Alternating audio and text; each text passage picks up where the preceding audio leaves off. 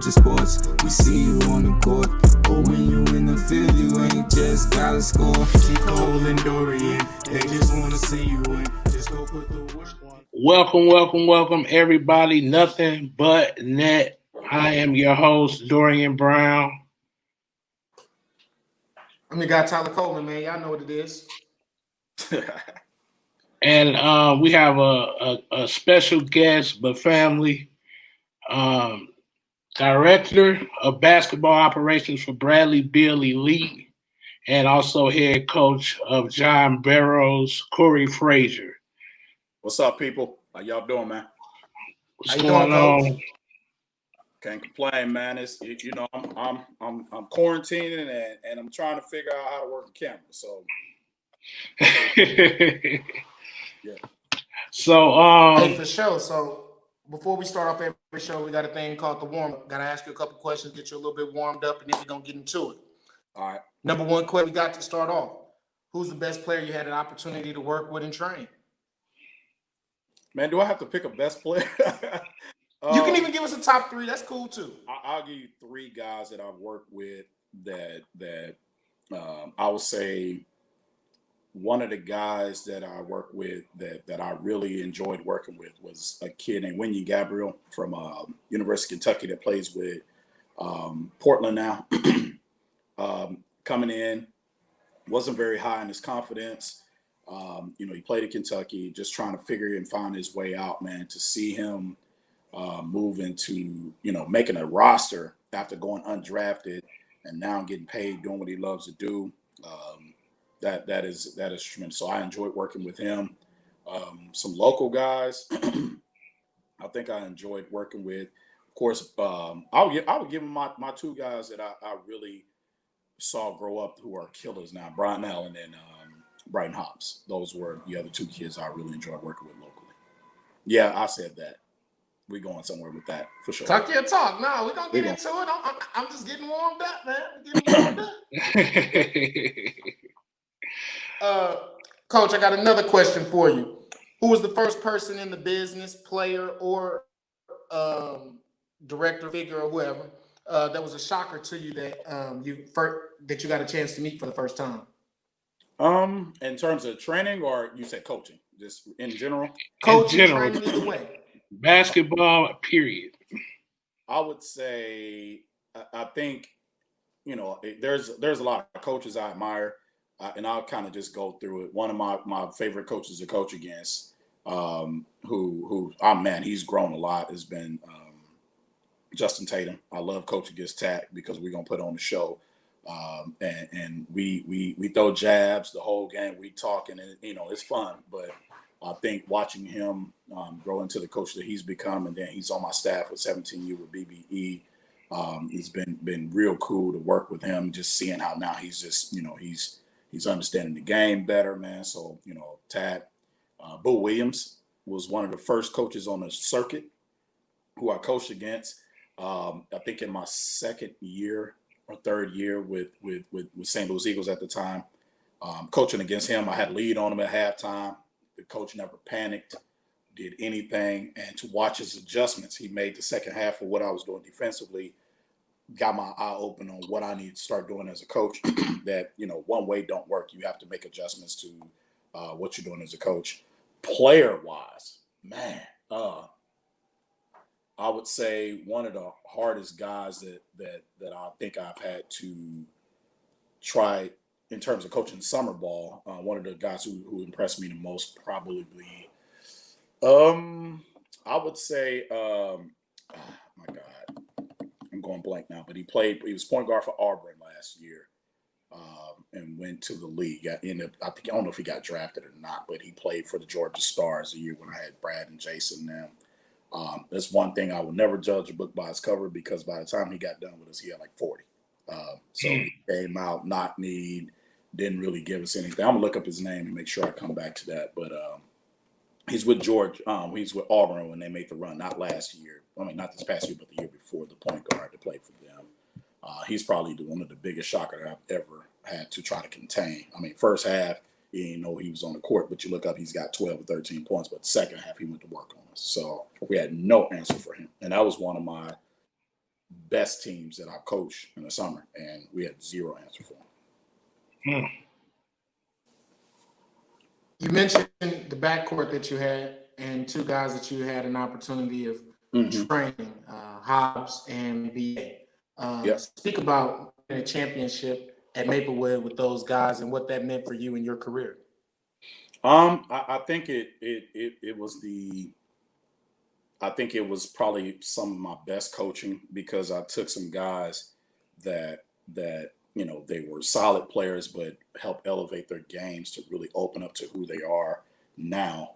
But you in terms of backcourt, I would challenge anybody with that backcourt on what they did, because it might be, I can give you game sense. For instance, in our first state championship run, semifinal game, Bryant was getting double teamed and all that. Hobbs come out, he got 20 at the half. And then second half, then here come Bryant come up. You look at, they got 30 and 20 something together, or they both go into a game. I remember one game we played in Papa Bluff. Bryant had like 45 and Brighton had like 30 something. So you had that CJ Cullum and you had the that type of backcourt with him and what's my man name?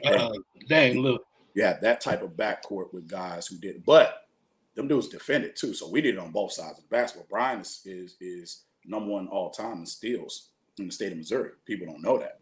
He shot, in the top 10 percentage of 3-point shooting at the time. Brian was shooting like almost 50% from three.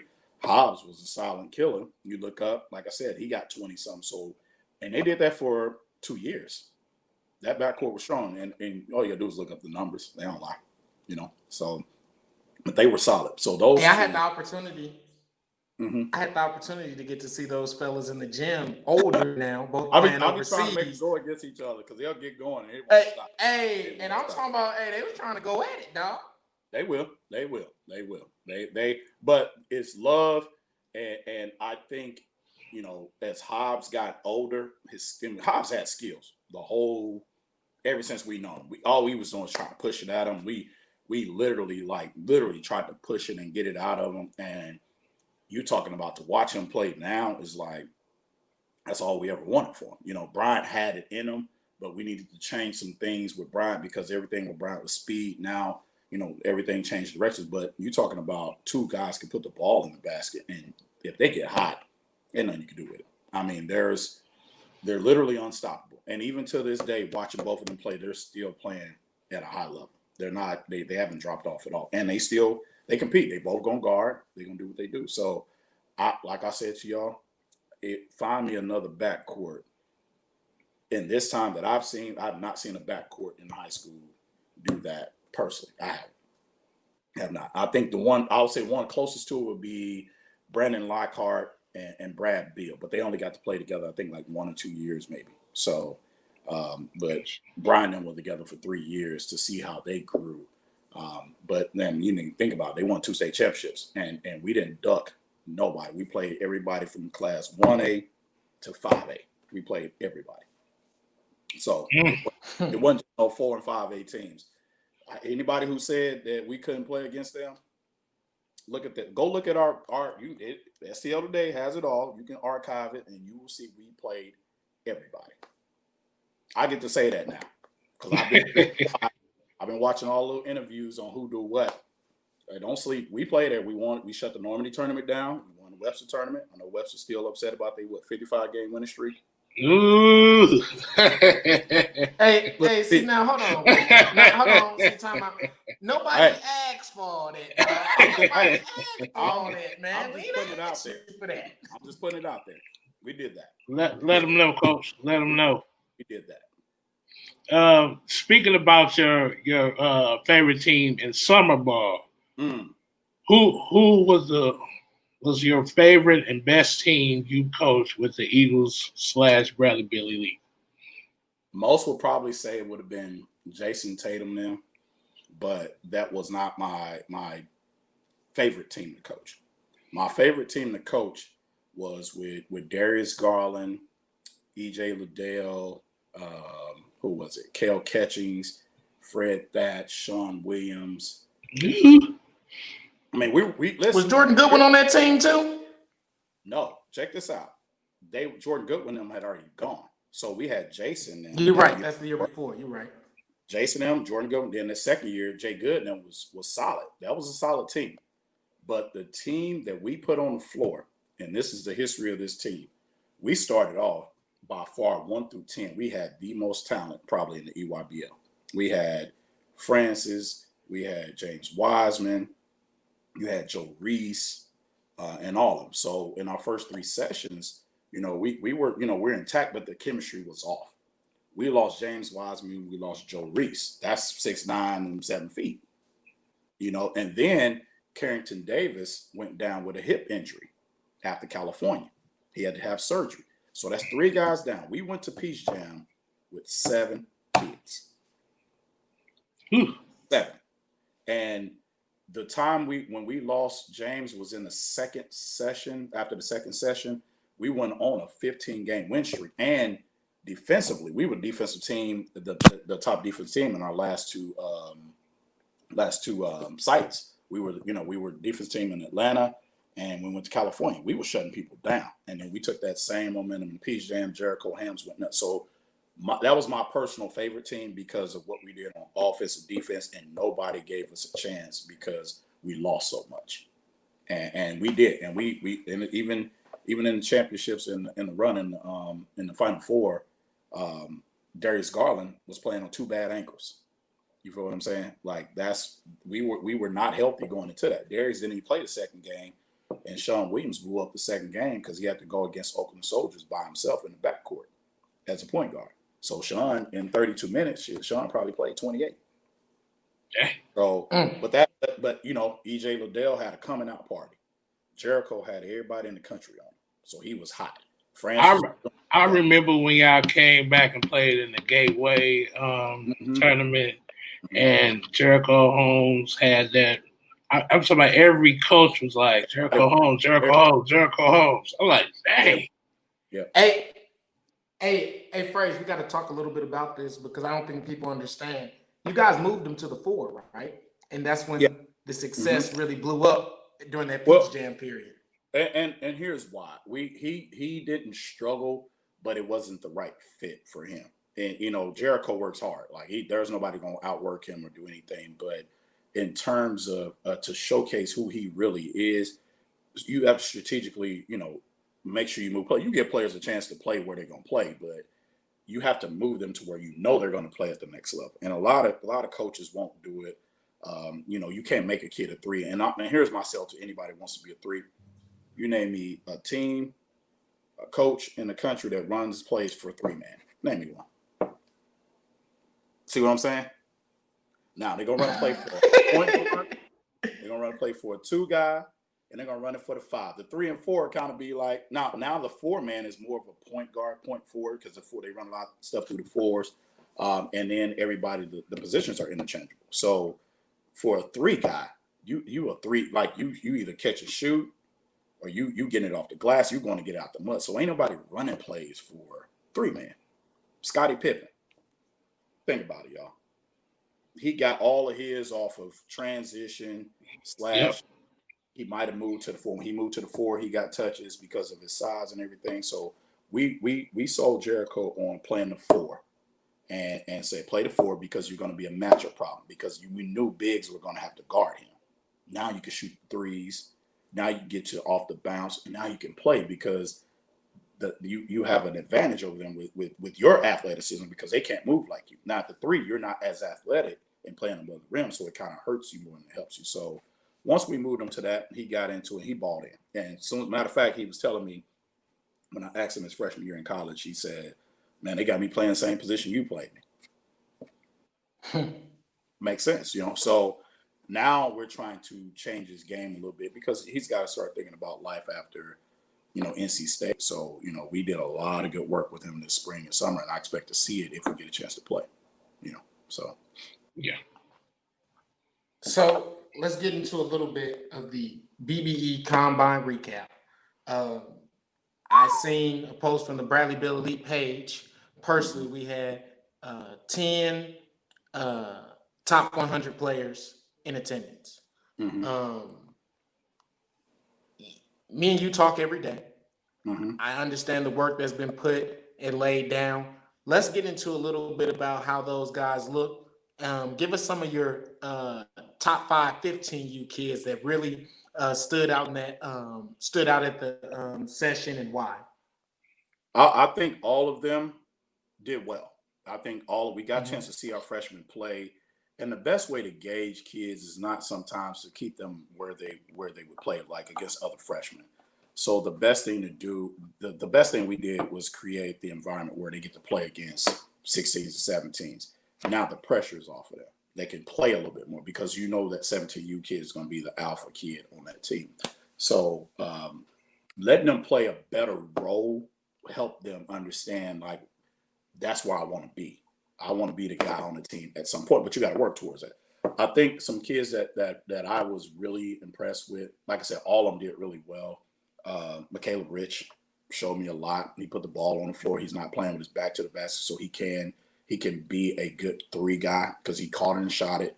He ripped and got to the basket. We know his athleticism. BJ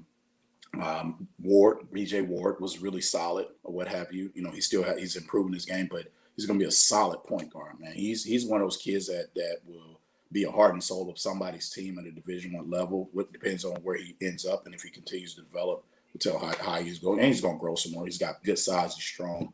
And defensively, dude got super arm loans.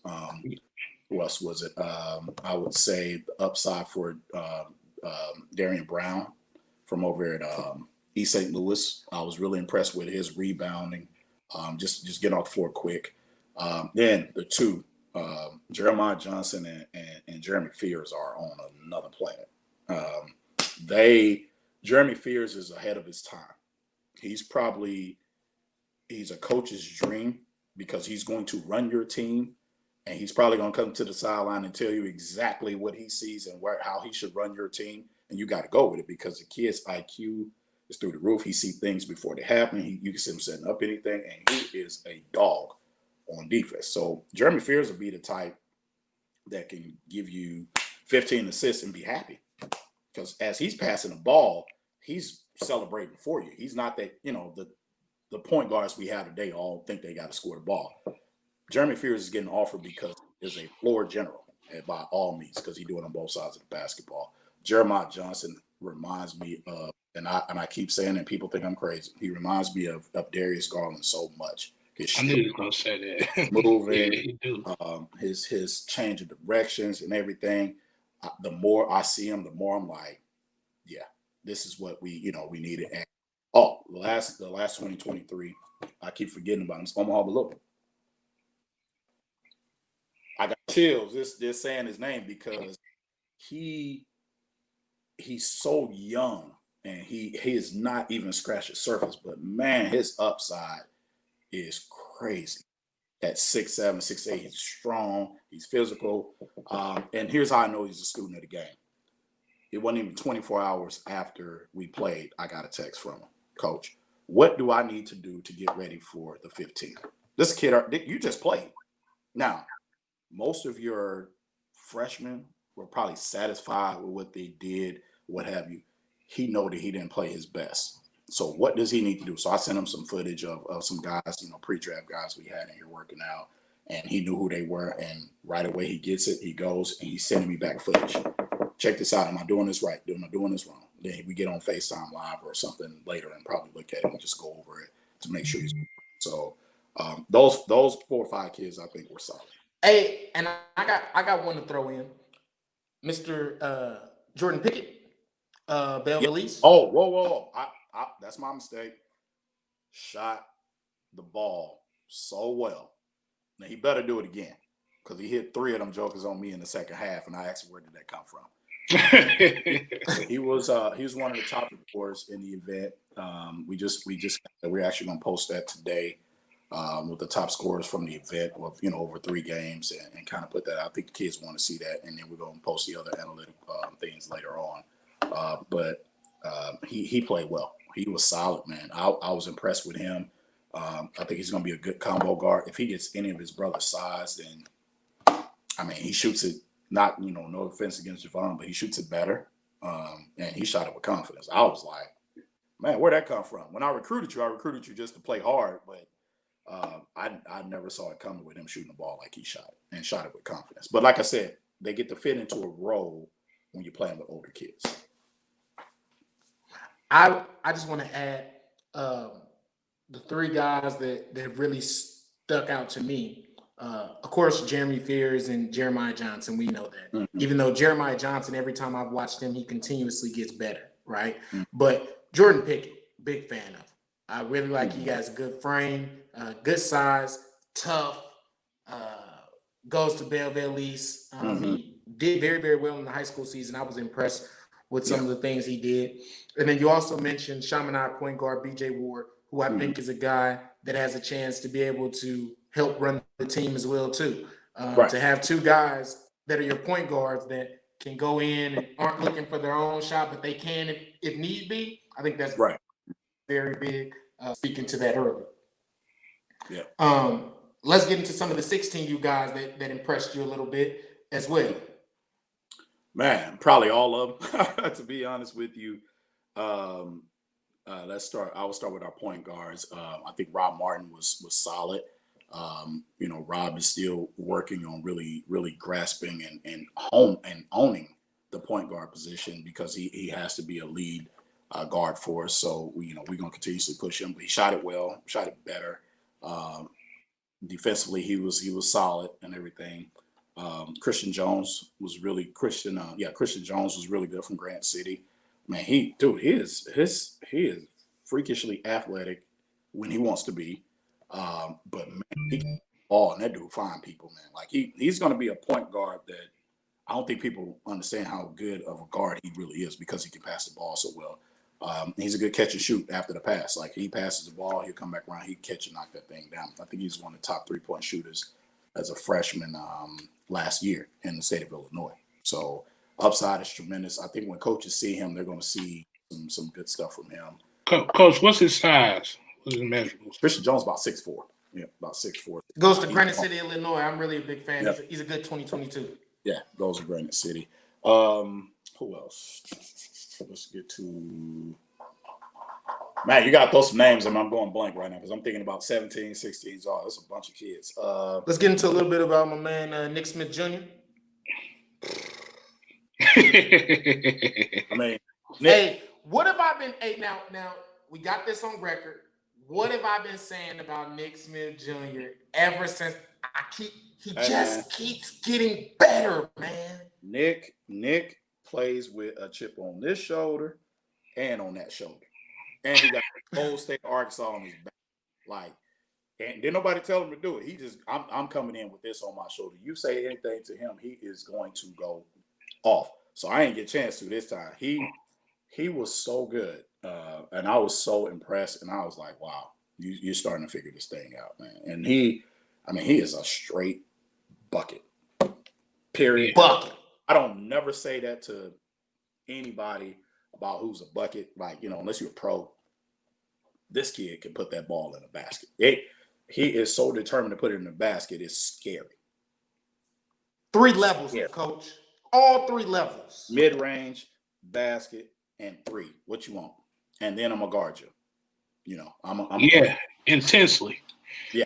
I'm talking about the thing. I'm literally trying to take your heart out of your body and your brain. I'm taking it with me. I'm taking all of it. Let me get on. Coach, the first session that you guys had, not last weekend, but a little bit ago, that young man came to practice, right? And had nothing but energy and dog. Yeah, I'm talking about trying to make sure that everybody else understands. You got to match me. Like, this is what I'm bringing to the table. You got to match me, man. And I was like, oh, my. And I try to push his buttons every time because I love Nick to death. So I'm always pushing his button like, man, you ain't no score on us today. And he like, all right. And then next thing he run out about 5 or 6 on us. So, but with him, man, and he's a good kid, man. All he wants to do is win. I want to win. So Nick was good. I'm not gonna say he was pretty good. He was special on Saturday. He led the whole thing in scoring. 3 games. We only played 8-minute quarters, but I think Nick was up there like 40-something points in the 6 quarters that he played. over that day. So he was solid, man. Really Hey. And I apologize, Coach. I know we didn't, but I don't think they understand. We just got so many dogs. You sometimes think about Gabe Sis as far as the 2023s as well, man. too. See, this is your fault because you can't just have me pick one or two. Gabe Sis, man. Gabe has a. So I'm gonna throw a name. I don't know if Tyler knew, but I know during you, Allen Houston. Mm-hmm. That's Gabe's stroke. Do you know what that is, Tyler? I didn't hear you say that one more time. Allen Houston. No, I'm not hip. Get hip. Yeah. Allen Houston. He was played for the Knicks. Yes. He was on the championship run, wasn't he? When they went to the or was that after? He was. I think he might have been after when the Knicks did they beat the Bulls that year, or was they on their way to beat the Bulls? I can't remember, but he was nice. He was Allen nice. Might have the sweetest stroke I've seen next to Ray Allen. Mm-hmm. Look him up, Tyler. You gonna see what I'm talking about. That boy, he played at Tennessee. Played at University of Tennessee. Yeah. So Gabe Sis, man, yeah, Tyler, you tripping. And I might as well let's go back. We might want to talk about Caleb Glenn, who wasn't present and hopefully. Yeah, bro. You're right, man. Let's go and talk about him, man. So here's what we're gonna do. We're gonna talk about every kid on the roster, then we can go from there. Caleb Glenn, man, that's good. I'm good with that. Let's talk. He's I'm gonna throw another name. Hood. He played for he's from Kansas City, and he played for Arkansas. I think his name was Darian Hood. Go get every rebound. He don't need the ball to score. You're gonna get every rebound. You're gonna take every charge. You're gonna block every shot. Just a go-getter. But man, you're talking about an athlete. So Caleb Glenn wasn't present, but he will be. Hopefully we get him here on the 15th. Because if he shows, if I'm every coach, I talked to a reporter. Mm-hmm. I talked to a reporter in Kentucky, and they told me that Caleb Glenn is nothing but dog. All dog. Plays so hard, man. Yeah, he's pretty good. So I pulled on my 15U roster, so I make sure I don't miss anybody. For sure. So Josh Gregory was coming back off injury from CBC, 6'7" kid. Solid. He's put on some weight. He played okay. He was a rebounder, shot blocker. We got a project guy also on the team with Cameron McKenzie, 16 kid to go to Vashon. Who if when given the time and work, I think he just needs more floor time to play. You don't turn down size, So he's very coachable, very teachable. Does exactly what we ask him to do when he go on the court. So he actually was, we put him in for spot minutes just because we knew he wasn't ready for it, but he didn't do bad at all. I think that is it for 15s. Yeah, so that's all the 15U kids. Come on, let's go 16. So we already talked. I got a 16 you name to throw out there. He attends Pattonville. Kellen Thames. Kellen, grown, one of the top scorers at the event. He was top 10 scoring. Shot it well in some games. Long arms. If he plays with another one. Plays with a chip on his shoulder. Like everybody could say, your dad. He don't want to hear that. This. I'm Kellen, and that's Kelly. Our names are not the same. So, I love his upside too, man. He's got tremendous upside, long arms. He's the crazy thing. He's still growing. So, Kellen was good. He was really good as well on Saturday. So, I know my man wasn't there, but Braxton Stacker, Bbe Elite. I know he'll be there on the 15th. Speak a little bit about him. He's gotten a little taller as well too. Braxton has grown. He's been having knee problems all year, so he's grown a lot. But he will be there on the 15th, so he wasn't able to attend this past weekend as well. So looking forward to seeing him because he's supposed to be on my team, so I only had 2 guards. Not gonna have 1. Everybody else was a wing. So. Hey, now, should I break to the world come on, about man. what you and Tat did? We'll get to them 17. Okay. We'll get to them 17.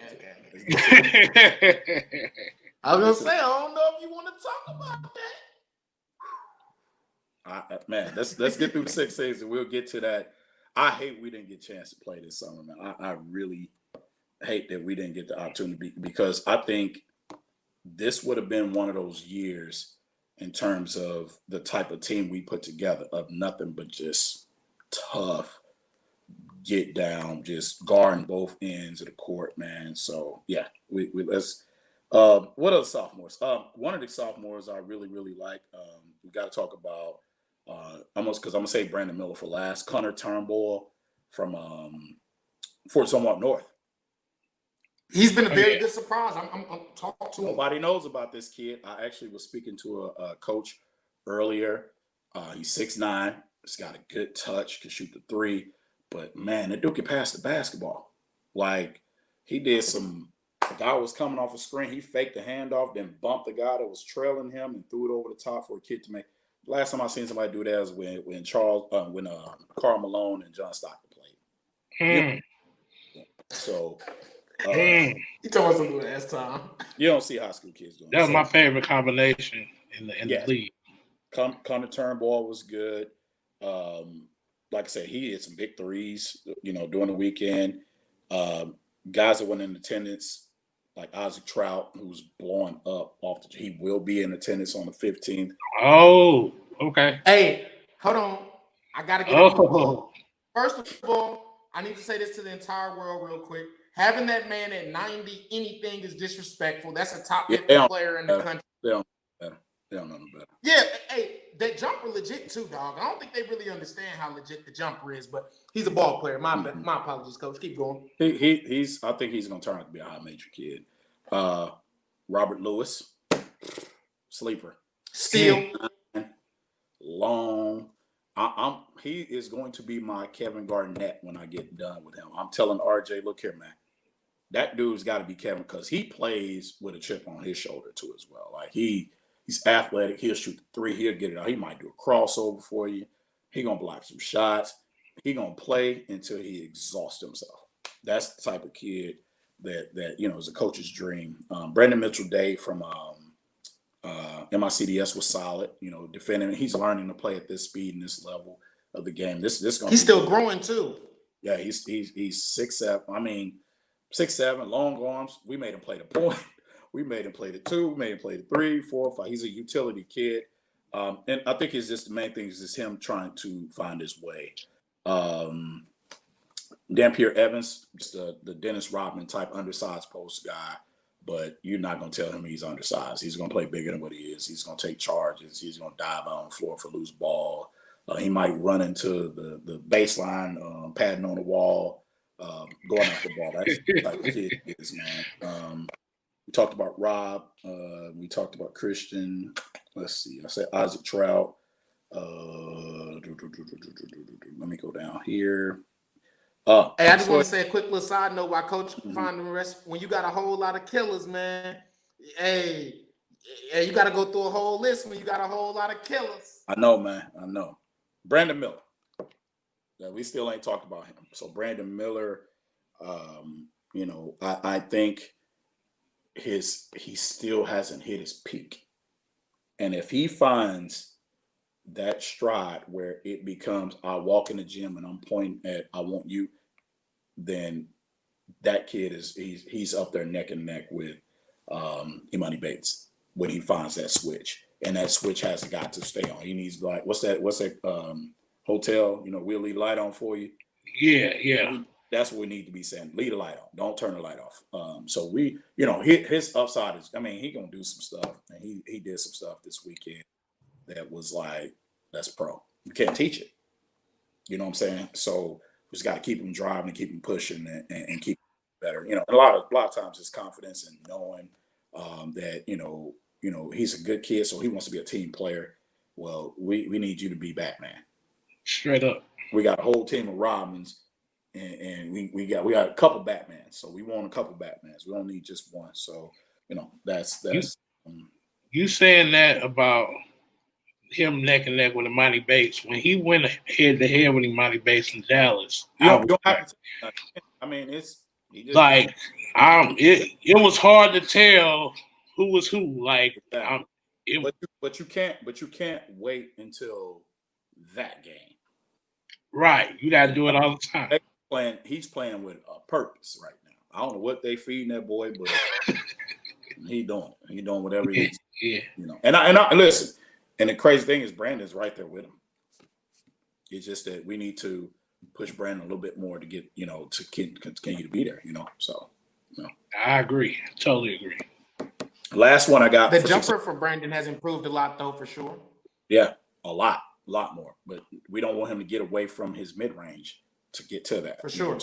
Settle for that. So, Maker Bar was the last 16U kid, man, who was talented as all get out, still learning the game, high IQ, another great passer, good feel, can shoot three at 6'10", 6'11", man. You talking about just kid just knows how to play the basketball game. And the crazy thing, he ain't even been playing that long. He's only been playing for a couple of years. So, man, I mean, all those kids are gonna be on display on the 15th again, man. He was good. I mean, you talking about a kid who stand the free throw line, block a 3-point shot, and just with his length, just timing, you know, great time. He's got some timing up there with EJ Liddell, and not, you know, EJ Liddell is probably one of the best shot blockers I've personally ever seen in person. EJ. Yep. All right, man, go on to 17s, dude. I'm gonna let you do all. So, hold on real quick. So, for the people that don't know, shout out to the other BBE coaches that was on Frazier and Tatum head last week. Keep our foot on their throats. You feel me? No breathing room for them jokers, dog. It's none out here. This is recorded, right? I respect both of y'all. Yeah, this is recorded. I just want to hear. For me, coach. We're gonna see if he say the same thing in 2 weeks. I'm saying this. We ain't going 0-3 this time. I'm not gonna make no excuses, but we ain't going 0-3 the next time. But can I ask you this one question before we get into the 17s, right? Go ahead. Why are we in the position that we are, man? How are we here, man? Braxton Stacker wasn't there. That's what we going with, dog. I ain't got no. Wasn't there. I have no excuses. I'm gonna leave it as it was because I could make a whole bunch of them, but I ain't gonna do it. Nope, we lost. Right, cool. Let's get into that 17. But check it out. We won't be 0-3 next week. I promise you that. Mark my words. Go see, man. We walking out of there. We walking out of there with something. Let me ask you this question: is Nick Smith Jr. on your team? It don't matter who on my team. I'm betting on the team that he on, man. Listen. I already put it out there to him, Jeremy Fears, and all their coaches. It ain't going down like that again. I promise. They all know. We come. We come. So our 17, you guys, we got a good group in there. Actually, I want you to start with. I was told by some of my friends that BB ain't got no point guard. Okay, let's talk about him. So I'm gonna start with this kid, man, and nobody knows him like that. That's why I hate we didn't play. Keyshawn Gilbert can get anywhere on the court when he want to, anytime he want to, and ain't nobody gonna stop. You cannot guard him one-on-one. I promise you that. They had a big guy guarding, they had a small guy guarding. It did not matter. He got wherever he wanted to all day long. And we have some defenders. We got some defenders in our program, some really good defenders in our program. And he got wherever he wanted to when he wanted to. And he finished over bigs, under bigs, across bigs. It did not matter. And them bigs was shot blocking fools. He got N1s all day long. Ain't nobody touching. I hate we didn't get a chance to play.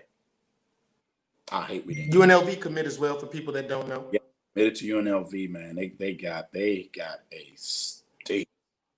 Oh, in St. Louis, you guys get a treasure of watching them at Vashon as well too. Gonna be at the V with Tony, and you already know Tony gonna let him off the chain, let him do what he do. But here's the thing though, man. This boy can guard too. He can guard. He's like I said. This was a team that plays on both sides of the ball, and I hate we didn't get a chance to play because then you go down the list. You have him, then you add Nick Kern, who can flat out guard, who's getting better. Who's looking really well. I think this is going to be his breakout year. I hope he gets a chance to play high school ball this year. But, man, he was the second leading scorer at the event this past weekend. And He was right behind. He was behind, who was it? Nick Smith. Nick Smith? By 4. Nick Smith had 41 for the weekend, and Nick Kern had 37. Ooh. And Keyshawn Gilbert had 30. They were all like right. So it was. I mean, dude, it was very entertaining. I wish I could send this to you guys because you can post it and let people see it. The actual stats from the game. They can go on Synergy and take a look. And if you think I'm lying, you can go see it for yourself. Because one thing that we ain't gonna hide is the truth, and I think we have a very talented group of kids. Let's go. Nick Kern. Like I said, Nick Kern played well, man. He led his team in scoring. He did defensively. He did well. I was very impressed with him. I think once people see the Synergy film, his offers are going to go up. I think more people would get start seeing his offers. So, hey, quick question, Coach, on Kern. Bbe spoke about it last week when we spoke to him about his ball handling ability has improved. Speak a little bit about what you've seen from him from that standpoint. Man, he's gotten better with the ball handling. You know, and here's the crazy thing: Nick is still working on his game. Like he's legit 6'6". He's long, so you know he's got size like Dad, man. And that's what people don't know. His daddy was a pro. Good genius. Nick Kern Sr. was a pro. Flat out. Killed LeBron James now. Flat out. They said he gave LeBron 27. Yes, he did. Yeah. Yep. Yeah, he did. So he was a beast. He could flat out play. Nick was good. But no, Nick has improved a lot. More confident in his shot, still improving his shot, but he's definitely improved. You know, he's a dog defensively. Kid can play. Flat out can play. Who else? Let me go. Everybody want to call right now, and I don't got time to talk. So let me go. We got Mr. Nesbitt next. Jordan Nesbitt, solid. Dude, finished around the rim, got to the free throw line. Still working on his jump shot, but it looks better than it's ever had. Didn't try to overdo it. He had Nick on his team, Nick Smith on his team, and they just played well off of each other. But Jayden is a high major kid, you know. So just got a recent offer from Memphis, right? Yes, big time offer from Memphis. Yes, sir. So, you know, and Penny don't just offer anything. No. You have to have some kind of upside to possibly being a pro to get that offer from Memphis. Memphis is trying to make, you know, become like the Dukes and the North Carolinas of the world. So, you know, if they offer you, then they're looking at you in a certain way. So, who else? Let's go down the list here. Jayden Jones, Rutgers commit, shot it well. Is getting better, man. He played more explosively this past weekend than I've ever seen him play. I mean, he was going at cats, posting up, rebound. He's starting to show a little bit more of his character and who he is. Because normally he don't say nothing to nobody. It's like, yeah, I could yell at him. He'd be like, he ain't gonna say nothing. So Jayden Jones was solid. Go down my list here. Who else was there? Josh Robinson rebounded very well. Josh made some passes that I've never seen him play, and it could be the offense, but he showed me a lot of IQ, blocked a lot of shot, rebound. Didn't score it well, but did really well in doing the dirty work. So he's a legit post guy. He's a 6'9" power forward. Like he's going to do that little heavy lifting for you in the lane, and just do all that. What about the young man who I think is a sleeper? He attends Normandy High School, Mr. Omar Henry. That was my next guy, Omar Henry. If you said Omar to get a scholarship, you got to run and try to run through a wall or try to jump from one bridge to the next and not touch the water, he's probably going to do it. He excuse me, another kid that works so hard works himself to exhaustion. Omar guarded 1 through 4. He played some point. He rebounded, hit some threes. Like what we're trying to get him to do right now is learn what it means to be a 3-and-D kid now versus waiting until, because he's got elite pro athleticism. He has that athleticism. Shot is looking better. He just got to know when to take it, when not to. He passed up some shots, and me and Justin was like, "Nah, man, you got to shoot that." You know, especially when the big is playing back off of you, and just get him to read. But man, I love Omar. Omar can play for me any day. Like he just plays so hard. Like he can play for me any day. Yeah. KJ Lee, I know he wasn't there, but speak a little bit about KJ Lee him. wasn't there, but is improved. I actually got a chance to work with him before he went on vacation with his family, man, and just worked on his balance and shooting, man. His upside is tremendous. KJ Lee is 6'7". He's long as all get out. But one thing we challenged KJ Lee on was defending, and he accepted the challenge. He got beat a couple times in the practices, but that dude guarded. Like people is not going to be he can't guard, but he can guard. He's a coach's son. He don't have a choice but to guard. But if nobody push you to guard, then it's going to look like you can't guard. So. Hey, Coach, give us a little bit of background on how you guys put this event together. What was the purpose of it, and what are you guys being able to get out of it so far? So we a few weeks ago we were trying to figure out how to combat, not being able to play and everything. So what I did was, a lot of stuff I get from USA was looking at different things. So we was going to just do some inter squad scrimmages, but play 15, 16, 17s. But I said, man, you know what? Let's do what they do at USA basketball. Split them all up and let's put them together. We'll match them up, try to get the best talent, give 1 or 2, 3 scores on each team, so rebounds or whatever. So we divided the guys up.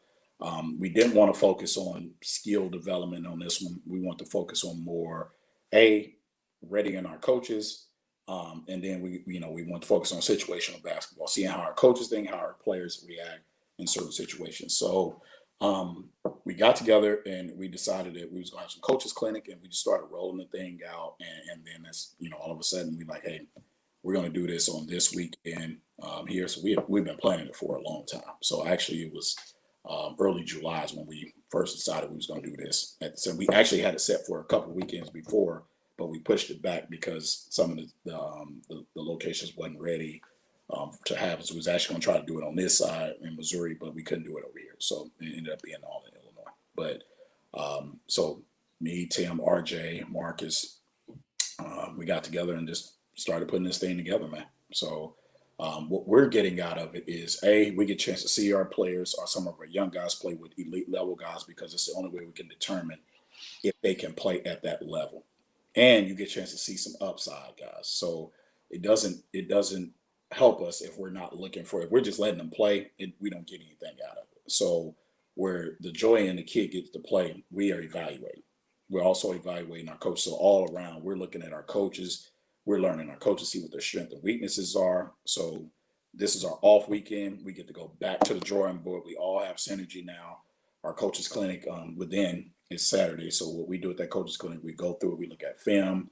We have different breakout sessions. All of our coaches get called upon to talk about different things, different segments and everything. So it is us growing BBE to the max, and it's not about just showing up on Saturday for practices. Can you talk a little bit more about synergy and how that came about, and the benefits of synergy and what it brings in value? Well, synergy actually is one of the places where all of our games are hosted in the EYBL. So as the season ended or what have you, and they told us we weren't going to be playing, synergy. I was like, hey, if you guys do something, we're available. We can stream your practices or whatever. We didn't want to just stream a practice. We wanted to get more out of synergy. So synergy will host all of our scrimmages. Our coaches have access to it. Our players access, and every college coach and every pro scout has access to synergy. We can put this stuff out there and they can see it. They can chop up film. They can make highlights from it.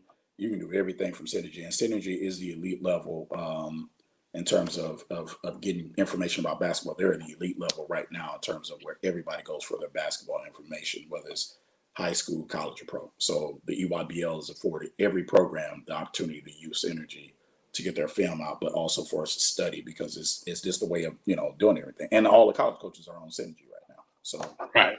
See everything firsthand. Perfect. Hey, Coach, Hey, man, you looking at me crazy. I know you finna ask me a crazy question. Come on with it, T.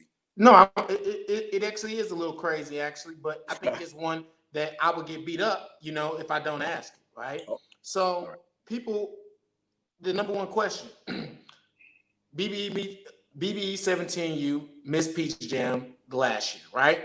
Mm-hmm. They want to know, and I want you to let them know, Mm-hmm. how's BBE coming back 10 times stronger right now? Because I see everybody else, I'm lucky enough to actually see what, the hat turned back. That's what I like to see. Everybody else, man, they thinking we talking fool's gold over here. Let them know, man. Well, one thing we don't do is talk. You know, we are here and we work. It's less talking, less working. We're never gonna spend time, talking about what we do. That's number one, because it ain't for everybody. Second thing is we have a thing we call brotherhood. We have a thing we call loyalty. We have a thing we call respect. So first of all, we're gonna respect the game, but we're gonna respect our program. Brad has been, blessed and fortunate enough to come back, and we've been fortunate enough to have him be a part of what we're doing. So our focus was, and let me address the last year situation. Regardless of what people say and think about last year, we didn't have the greatest. We finished well. We didn't make it to the Peach Jam, but we went to the the PIT. We lost in the championship game, but more importantly, all of our kids went Division 1. That's the goal. Yeah, you want to win a Peach Jam championship. Every program does, but everybody don't get to win it. So, our goal always is to get kids scholarships. Caleb Love, McDonald's All-American, Jordan Classic game, going to North Carolina. Cam Fletcher, going to Kentucky. Moses Moody, going to Arkansas, and we had our big man, Jermaine Hamlin, went to Illinois, played, it was on Illinois team this year. All of our guys are playing, they all got scholarships and everything. So for us, that was the ultimate goal. As bad as we and it wasn't we played bad, we just didn't finish well in some games, and things happen, man. Some of the best talent teams don't make it every single year, but you're gonna fault us for 1 year? Hey, and it's funny. I thought one thing that I've been a big fan of, right? Mm-hmm. You said, okay, we ain't make it. You went back to the drawing board, right? You put a guy that can push you, but also he's going to push the guys in Coach Tatum. Speak a little bit about bringing Mr. Justin Tatum on the staff and why that happened. I've been asking Tat to come back for the last 3 years, and I think for me, had nothing to do with anybody on my staff. I thought we all felt that we need to get stronger. We needed to get guys who started this journey with us. We need to bring them guys back. He's a former Eagle player. This family, we want to put them guys back involved. He's a great coach. We also went and got Ryan Johnson a year before to bring him back. So I think that was actually the other piece, because Ryan knows the game probably better than anybody in St. Louis. People don't know. Won state championship with Cardinal Ritter. So when you get good coaches in place and you build good staffs, you can take any kind of team and get the most out of it.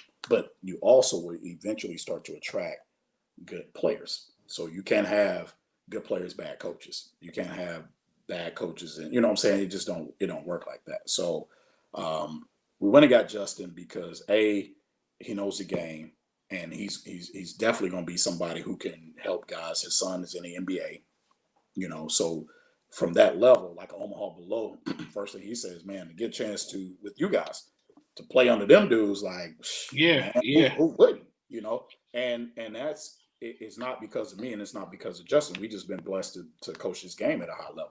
Now, all that being said, to whomever is saying, we ain't never running or ducking from nobody. Like, you have a year, everybody has a run. It doesn't matter. But at the end of the day, for us, it is, we got right back to it. We didn't wait.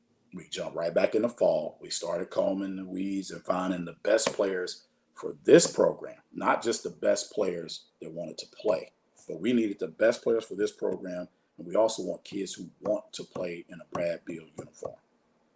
I think that it has to make sense. If you don't want to play in a Brad Beal uniform, and it is what it is. Good luck to wherever you go. But here's what we're going to do. And we're going to do it to what we want to do it. And it's not no, outside demands. I think we do a great job of marketing our kids.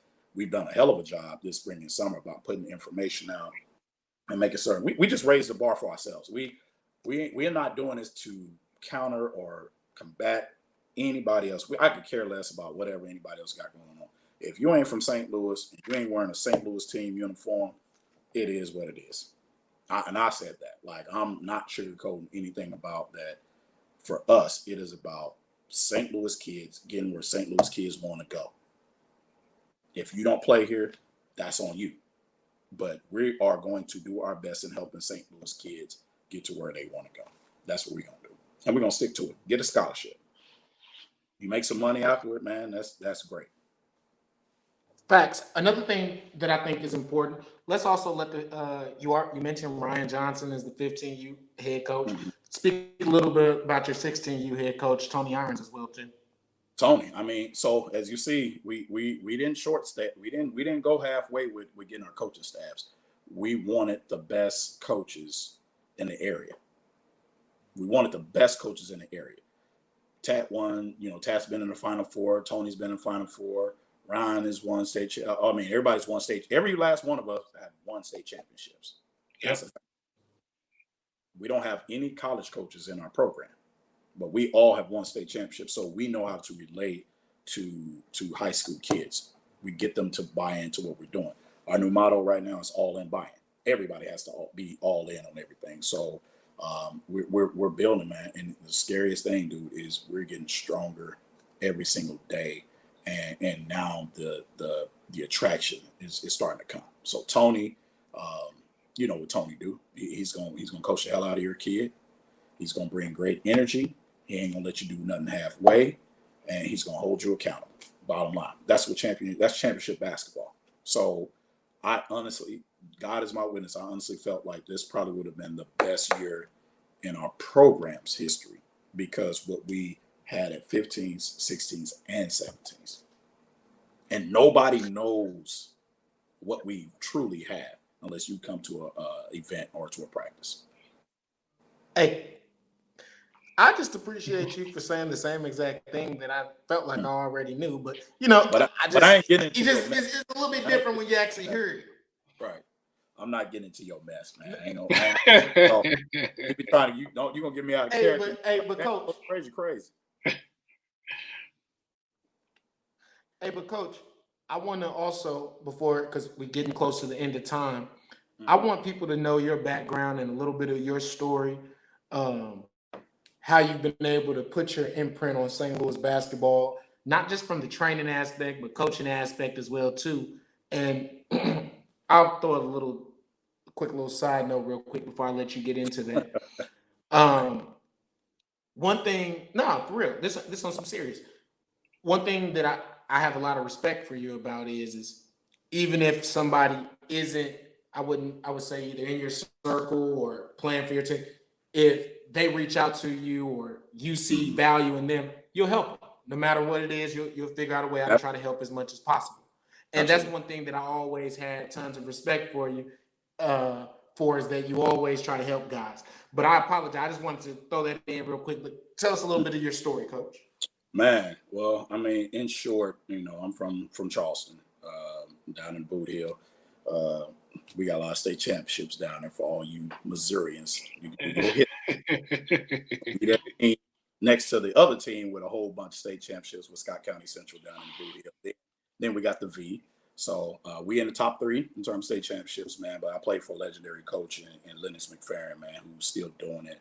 Won state championships at Charleston and New Madrid. So I modeled my coaching by him, and then with Charlie Spoonhour when I played for St. Louis University. Both of them were defensive-minded coaches. So took a little bit of both and kind of created this thing and ended up being Coach Frazier. So got a chance to play for, like I said, played at St. Louis University, started coaching in 2001, I want to say, 2001. Actually, I started before then.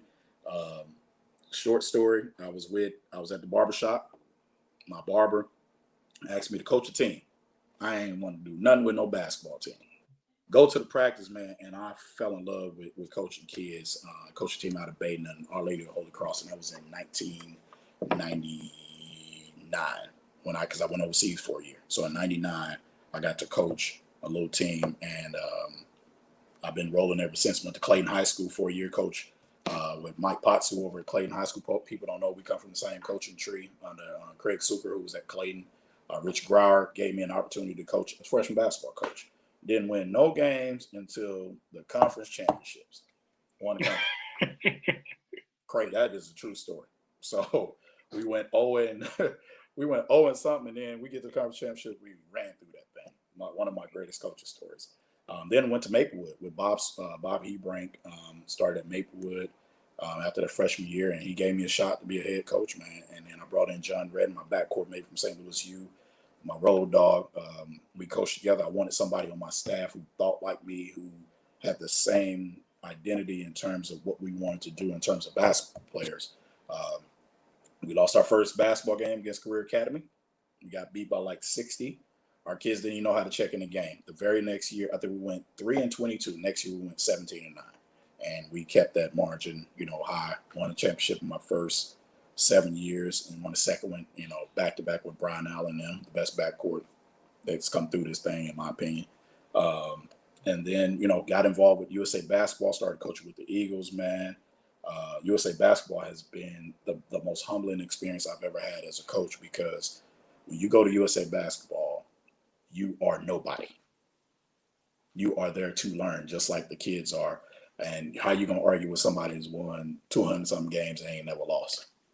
My opinion don't matter, So I was humble enough to go there and get experience and gain different things about basketball. And it really changed my mindset on how to approach kids, because it's about the kids first. Once it starts being about you as a coach, then you start losing traction. And we all get lost in the game. I have my own personal self, but have to ground yourself and really focus on, man, let's pour into our kids. Let's get the most out of our kids, and let's get them where they want to be. And that's my satisfaction. So as you said, Tyler, if anybody ever reach out to me that wants help with anything, that's why I do that, because they extended an olive branch to me, and it's only right for me to help others, try to, reach their dreams and be successful as well. What good am I to keep it all myself, So through USA, I'm at John Burroughs now. I've been enjoying the opportunity to coach different coaches, but it's been a different ride, I should say, to get kids who normally wouldn't do that, really buy into sports that well because the academics are so high, to get them to be where they are and be competitive, and a team that you don't just put on your on schedule now has been a good thing. So we've really done a good job with that program, me and Milan and Cleve and Judd. So and the rest is history, man. Big Cleve, shout out to Cleve, man. Been with BBE for 15 years now. So I really owe this program everything, to be honest with you. Because if I never, Mr. G got to tell y'all this story, but if I never scored the amount of points I scored on them and lose against them in the AAU regionals, I would have never played for them. They called me before I even got home. It was like, hey, man, you want to come play for me? So Mr. G, late Rich Gray, who really was my mentor in the game, I owe a lot to them dudes, man. They are the reason why I'm in St. Louis, period. No other reason why. Just powerful. Yes, sir. Man, so I guess we ended on that note, because like you say, being a mentor and making sure that the kids, get to their dream or have the opportunity to get to their dream, is the most important thing. And that's why we created this platform, to give kids exposure. And it's nothing better than seeing them live out their dream. So man, that's a blessing, man. And that's why I do it. I don't, we are volunteers with BBE. We don't get paid for it, although we would like to. So Tim, if you live, but that's not why we do it, though. We don't do it for a check. We do it because we love helping kids. And I think when things start to become about money is when you lose focus, So that's why I did it, to give back, man. That's why I got into coaching, was to give back what was given to me. So, hey, Coach, I got one last question for you. Then this is a little bit easier for you. Yeah, you ain't got to sweat on this. Y'all get in trouble right now, man. I ain't hear you. What'd you say? I'm supposed to be on daddy duty right now. Y'all get me in trouble. All right, we're gonna wrap this up. My apologies. But we had Eric Bossi. He boss came on last week, and he told us some guys we should have on. He mentioned you, so I had to pick up the phone and holler at you. Question is who you think we should have next, or who you think should be in the coming weeks? Give us some guys. I got a whole bunch of guys. Everybody from the Bbe program, period. Just make it Elite Amateur Sports / No doubt. I would say some guys outside of, Ryan. Y'all got to hear his story. Ryan's story on how he came up as an assistant for years under, Tad, even with me with Witt's program that we had back in the day. I would definitely say him, Tad, Tony. Get Tim on. If you can get Tim Holloway on from that out, but you want to get some history, you got to talk to Ron Golden. You want to talk about some history of basketball in terms of our program. Outside, I already told you Munchie. You got to get Munchie on from PSA, man. Try to get Evan. We working on that. Yeah, try to get ED, man, if you can, to do some stuff. And anything, y'all need some help from me, just let me know. I'll make some phone calls because I think this is a great platform, and we need this. We need this more than y'all know. And I want to be a co-host one day. One time. That's done. No doubt. We got you covered. Yeah. So I'm gonna wrap this up because I know my man got daddy duty. That's what I'm saying. They wear a lot of hats, so I like it. But real quick, this is Nothing But Net. All right. My name is Tyler Coleman. That's the dopest guy, videographer, dopest co-host, best guy in the game. That's Dorian Brown. And then also down below, we have a guy that I have a very good relationship with, 17U head coach, director of basketball operations, John Burroughs head basketball coach, Corey Frazier also runs a basketball academy too. Something different. We gotta work, man. Hey, man, this is Nothing But Net. That was a lot, though. That was a lot. My man, I appreciate y'all having me on, man, and love to do it again sometime soon. But y'all gotta be there on the 15th. You have to be in attendance because I don't think there's not another event in St. Louis or has been this past spring and summer that's going to be as high powered as the guys we're putting on the court on the 15th, and I'm standing on that. Of course. Say no more. Yep. So we'll see y'all in the building, man, for sure. Yes, sir. All right, fellas. Appreciate y'all. All right. Till next week. We'll see you. Peace. Yep.